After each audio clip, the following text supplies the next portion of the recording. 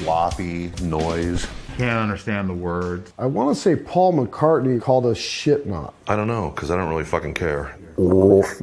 Non-technical, garbage, shit, stinks, horrible. I like to know exactly what shit sounds like. If this is the future of rock and roll music, then I don't want to be a part of it anymore. The drums are totally lacking. Dude, there's a whole Facebook page. It's Christians Against Slipknot. I think it's the funniest thing I've ever seen in my crap life, man. You write a better record and then go do it and then talk to me. You know, have fun at work on Monday.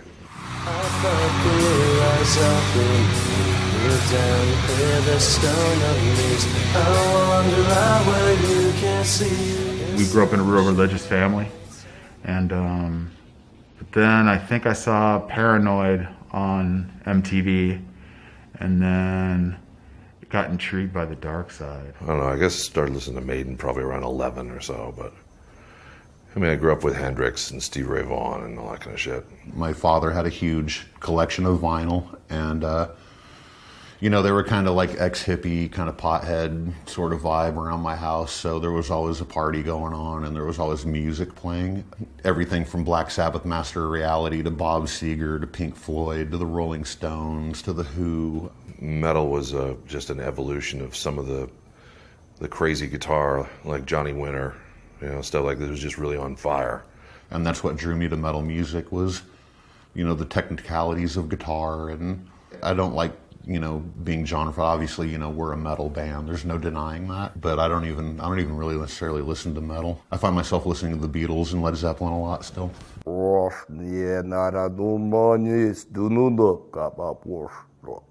When Slipknot was first put together, I can remember going, this is fantastic. It was a collage, it was a combo, it was an amalgam of all of these different styles.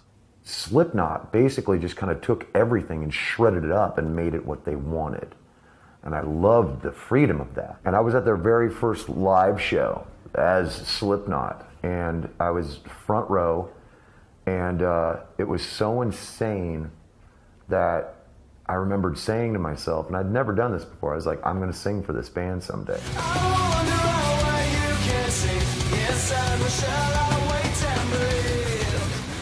That's what the first album is all about, is realizing it's time, it's on, it's yours, it's what you've needed, it's what you've wanted, and now it's time. You've had your whole life to be what you finally have dreamt of. I wanted to go heavier. I wanted to embrace something heavier because that was a lot like the music that I listened to, you know, everything from Metallica to Slayer to Ministry, like the hardcore Ministry sound, you know, like I loved that stuff.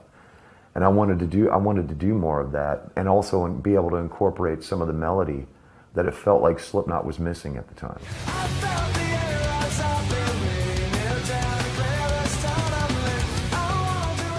Ross Robinson got a tape of the band, and as soon as he heard it, he was like, I want to work with these guys. So he was going to front his own money to do this band. You know, that's how much he believed in it and how much he saw the potential. Ross was a great producer to have for a band that never worked with a producer before, because he is very involved with what you do. We didn't know what the hell we're doing. You know, we didn't know music business. Yeah, most of us never left the state before, so. So working with him was great, though, because he was nuts, crazy, fun, and, you know, always made you feel good to be there. And I remember Ross just had his headphones on and he was rocking out to a song, and I had this new Jackson guitar that they just made for me with this custom inlay and fucking, you know, quilt maple top and all this, you know, badass new $3,000 guitar or whatever, and he just drop kicked the guitar right out of my hands. And that's sort of his mentality. I mean, it's not about anything material or anything physical, it's about the energy that you create. Ross's greatest asset was understanding how this band needed to be and how intense it was and how many moving parts there were inside the band. Ross loved working with analog, and I don't know, I'm glad we did it.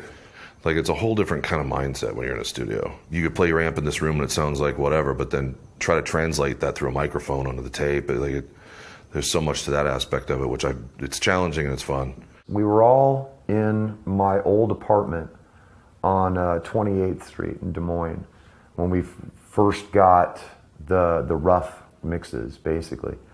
And I can remember we were just blown away.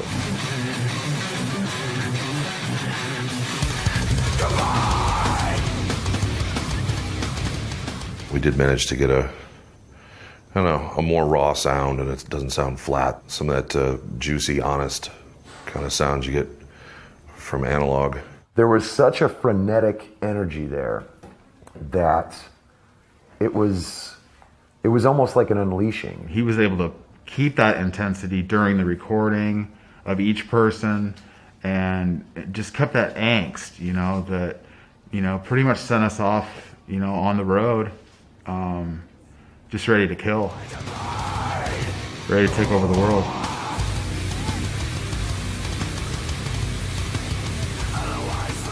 And the one thing that I love about what we do in these fucking masks, when these masks come off, you know you went for it. They're not nice. They're not made to be air conditioned. Well, I ended up wearing a bondage hood that was a size too small for my head, so my sweat was just filling up inside of this thing, and my ears were literally under water, under sweat, and it was, I couldn't move, and it was pushing my jaw back, and it was just extremely uncomfortable. And the outside explains the inside. Mask 1, barely see the eyes, barely hear me, creepy ass fucking clown. That clown will kill you. That clown doesn't think. That clown doesn't care. There's just something not right about it, and I think that's a little bit of the mentality of the band. It's just really not something right about it, you know what I mean? None of us knew that it would ever have any sort of significance, just kind of rolling the dice and wondering, is this going to work? Is this going to be a year? Is this going to be one album? Or are we going to be able to make a career out of it? We just expected a certain level, and it just turned out that everybody liked it a lot. We were convinced that there were 10 other new bands that were going to be bigger than we were, and then, God, were we wrong. And it got so crazy after the Cold Chamber tour, which was our tour after Ozfest, that nobody wanted to take us out on the road with them. Nobody wanted us to open for them, because we would play and then half the audience would leave. From day one, we were setting the tone for everything that was going to come after that. However, we burn ourselves out really, really hardcore.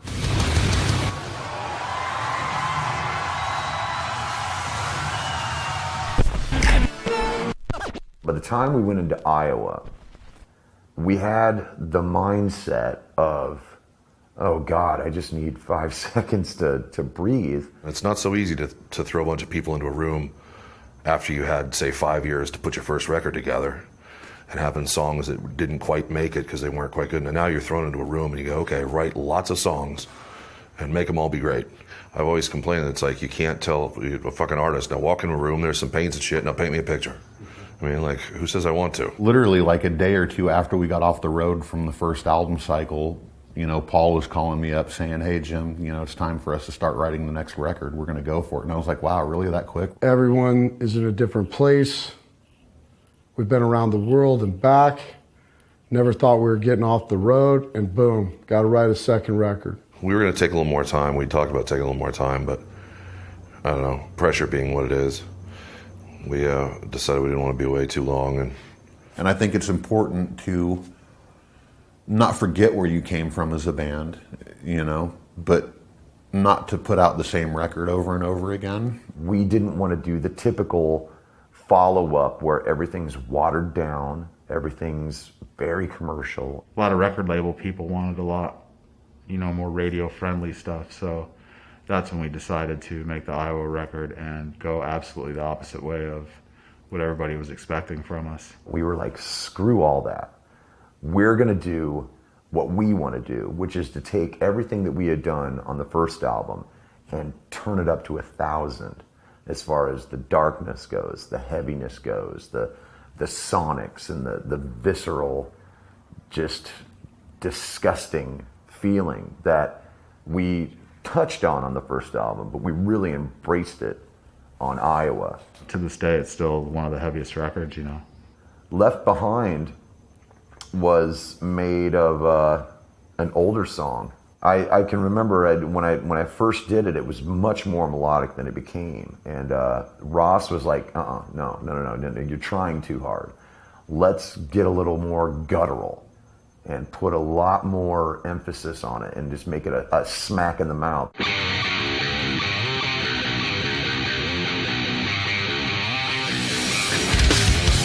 The video for it was kind of cool. So there were goats and rain and shit. Yeah, rain and goats and like hail even. Like, what the fuck do you want?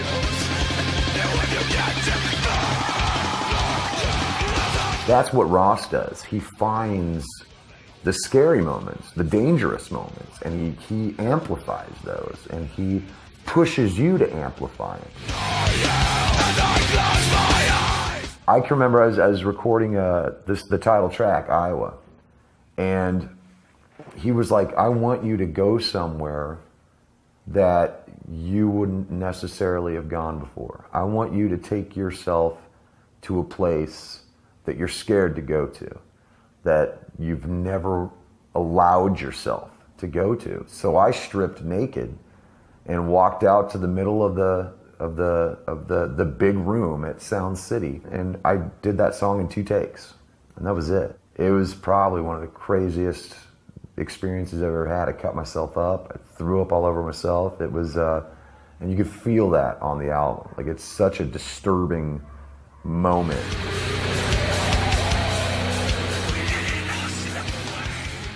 Second clown. Don't talk to me. Not available. Not welcome. Get the fuck out of here. Look at my face. I don't want to talk to you. I don't want you around. I have nothing to say.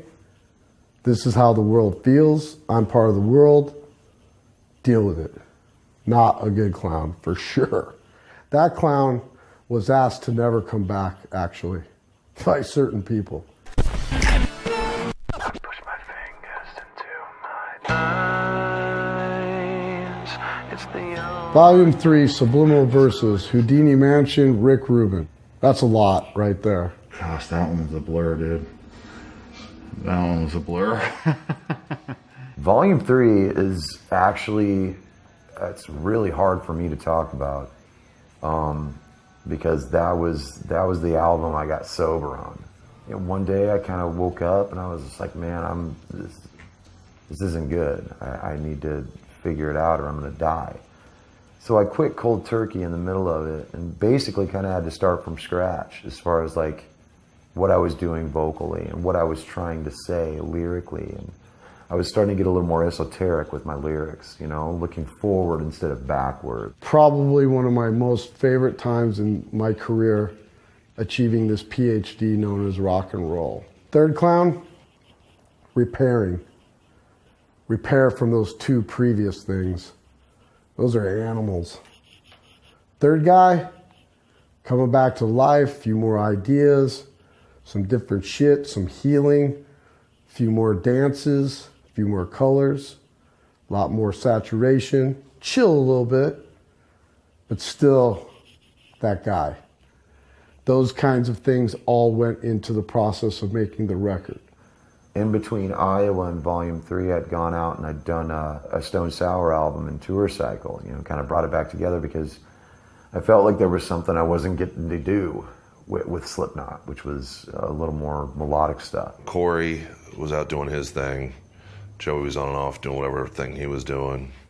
There was a lot of tension in the band. There was a lot of push and pull, and it was a hard album to make. You know, people need to work different shit out of their systems, so it's like, if you need to go out and play with some other band and do something different than this, cool. Then come back and you're reset and refreshed, and you know, we keep going.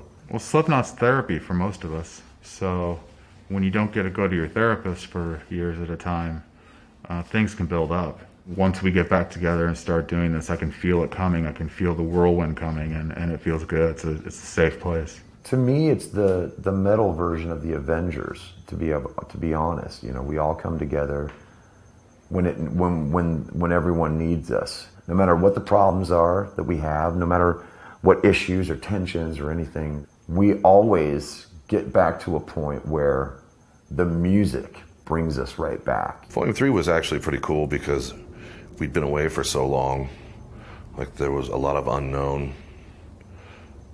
You know, like we were between management.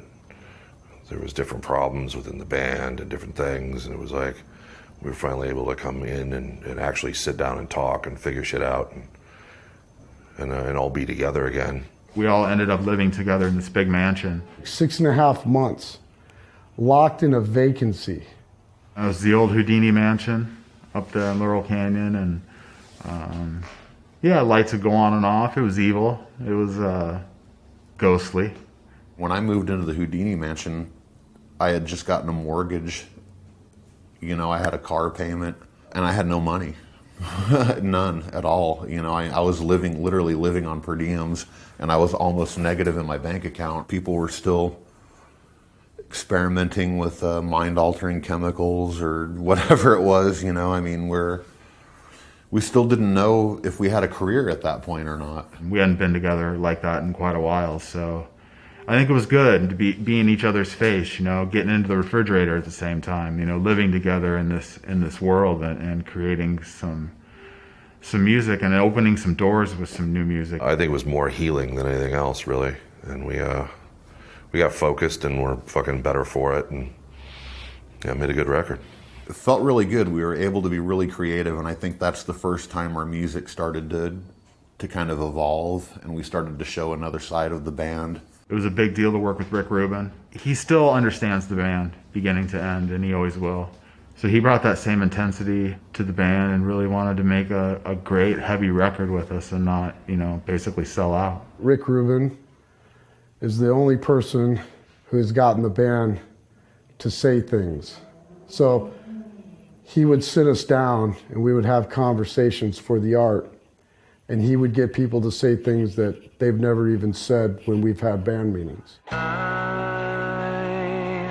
I don't know, I guess I never expected we were going to win anything, so who gives a damn? In some ways, I kind of start to get the feeling that we were like the Leonardo DiCaprio of the Grammys. And I was young and angry too, so it was kind of like, yeah, fuck you, fuck your Grammy, fuck whatever.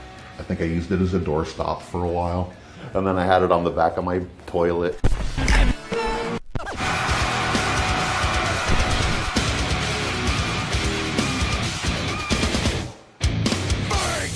Fourth clown, debauchery. I invent the evilest thing I possibly can put on my face. Constructed of leather, cop shades, a chrome Ming the Merciless hat, put it all together, can't see shit, can't breathe, can't feel, can't do anything. Very painful. That was a personal pain. I lost my dad the album before and my mom the album before, and that's how I felt. I didn't want to talk. I didn't want to do interviews. I just want to be in my own world and be reminded. All Hope Is Gone was that was different. That was very different. That was probably the most disconnected and separated I've felt doing a record. That's the only record, the only album done in Iowa, and it's my least favorite. No tension, no pain, just efficiency. Able to go home, able to sleep. That's not good. It's not good for what we do.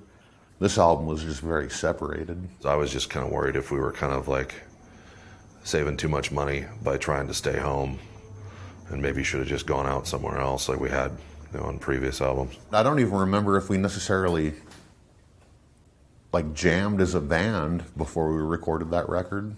It seemed a little more, almost a little more like DIY. Wasn't like working with Ross. Our producer at the time just could not seem to get all 9 of us in a room to actually play as a band. Joe recorded that album without anybody playing with him, drum-wise. And then we all had to go in and layer over what he had done. It's the least amount of time we spent on pre-production. Not one of my favorite records. I just find it ironic that it was so hard to make and left such a bad taste in my mouth. And it became #1 on Billboard. It was just such an evil joke that something you barely could give anything of yourself to becomes #1.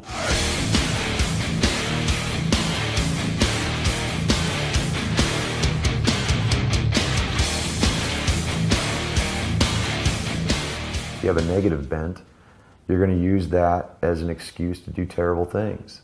If you're fucked in the head, you're fucked in the head, and you're going to take it from wherever you take it from. But I listen to the most extreme gore, horror stuff, and I've never, for a split second, thought of actually doing any of that.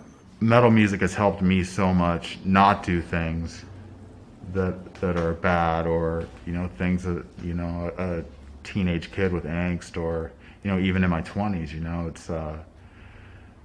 It was a great outlet for me to let some aggression go, relax, get that out of my system, and go to bed. So I owe a lot to music, and especially to metal music. If you have a positive bent, you're going to use it to try and change the world. I can lose myself in a guitar and some recording equipment, and to me that's a better way to lose myself than sort of, I guess, drinking my troubles away and forgetting about it for a night, because it's still going to be there. At least if my problems are still there after putting an arrangement together of music, at least I've something to show for it, other than a hangover and bad breath, I guess. I don't know. I help kids let go of some of the pain that they're holding on to. And if I get one kid to do something great with their life, then so be it.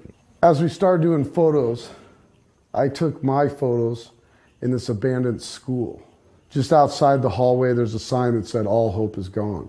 Members of the band, mainly Corey, I remember, saying that would be a great song title and probably even better album title. I hated it. I'm as Slipknot as you can be, and we're pretty known for being against, but I'll tell you, even though I hate, even though life is hard, and I use pain as a paintbrush, there's always hope. I was confused with that until Paul died. Then it made sense. That's painful shit to have a foreshadowing like that. After that lesson, when I get vibes like that for things, all it does is remind me it could be a foreshadowing, and that's fucking scary. The fifth record, most beautiful epiphany.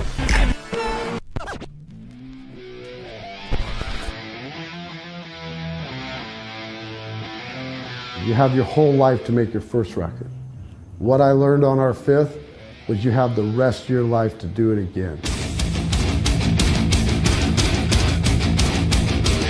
Each album is based off a temperature, a circumstance. This circumstance for this album, unfortunately, was death.